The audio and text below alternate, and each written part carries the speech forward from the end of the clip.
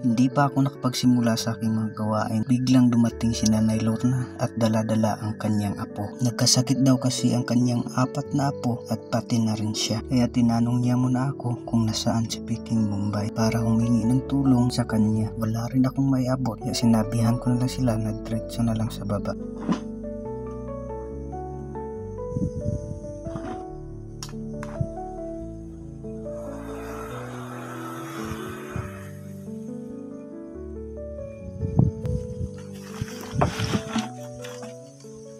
Magandang umaga po sa inyong lahat mga kababayan.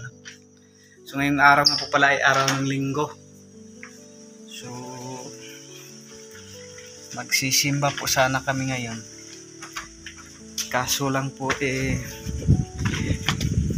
na flat yung gulong ng motor. Ito po yun mga kababayan, na flat yung unahan.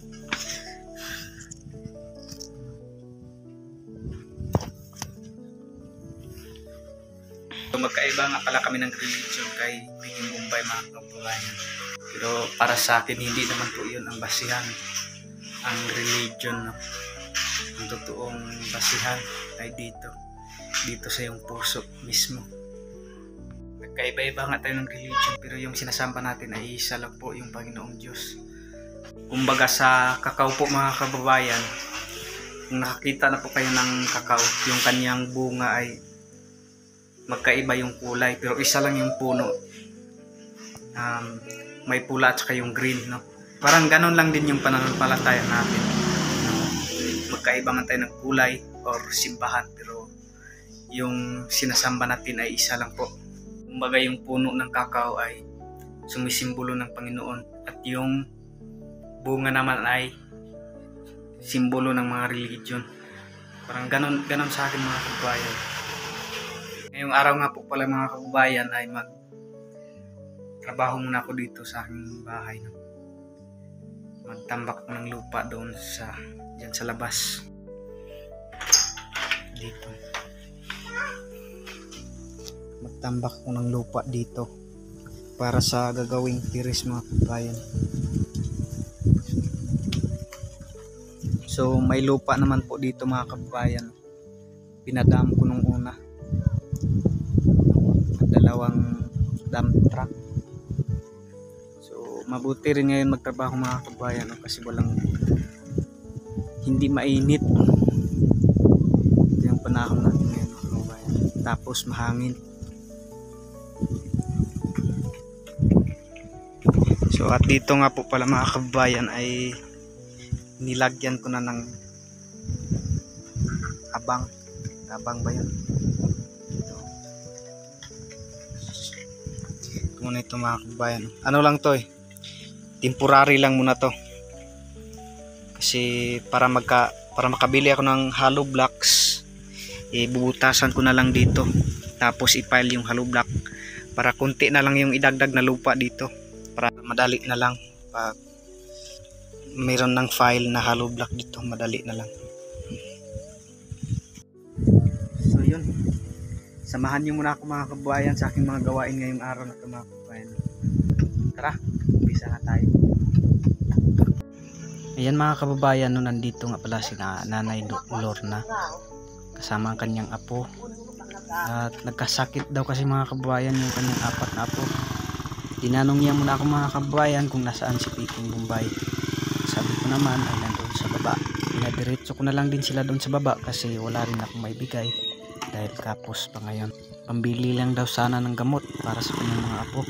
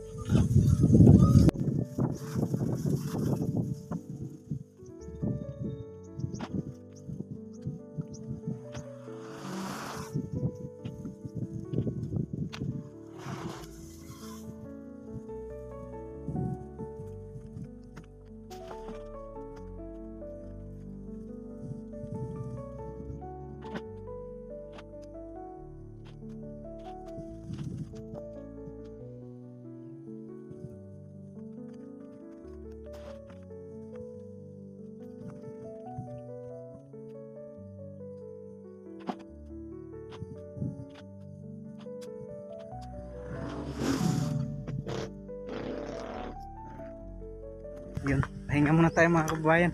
Kasi umulan na eh. Mamaya naman pag huminto na yung ulan.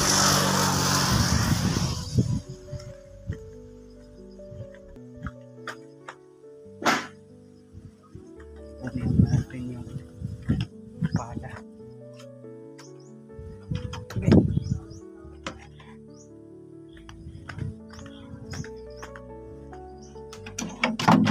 So ito na po mga kababayan.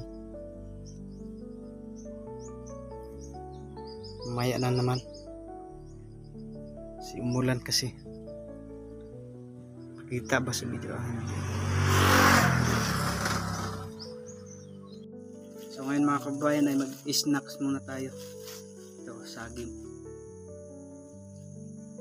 Inihaw na saging. Ano pong tawag ninyo dito mga kababayan?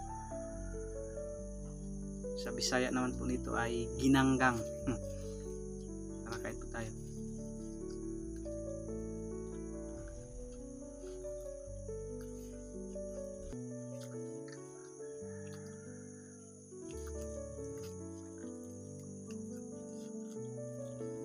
Saging ano? Banana ni. Ini saging. Banana mang ani.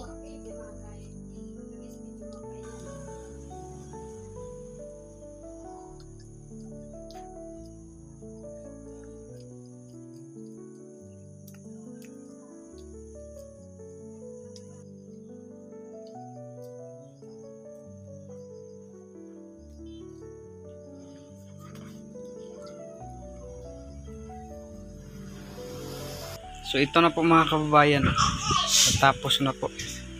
Abuti na lang at natapos na. At biglang bumuhos yung malakas na ulan. Po. Nilagyan ko rin ng buhangin dito mga kababayan. Para hindi maputik.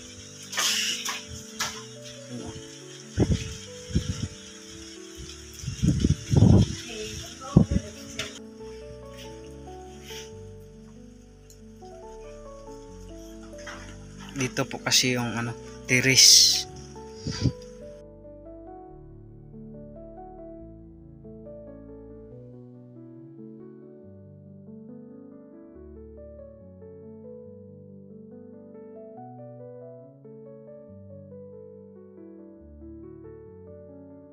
So yun lang po mga kababayan, maraming salamat po sa panunood. At sa mga nag-subscribe sa aking YouTube channel, maraming salamat po.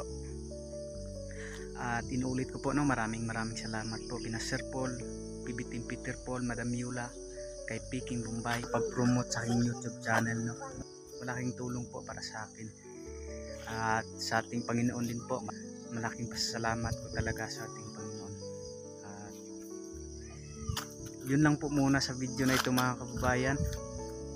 At ipapakita ko lang muna sa inyo yung ginawa ko kanina Ito na po siya mga kababayan, plain na po. Kasi mataas po kasi yung nito. Mga 1 meter ata.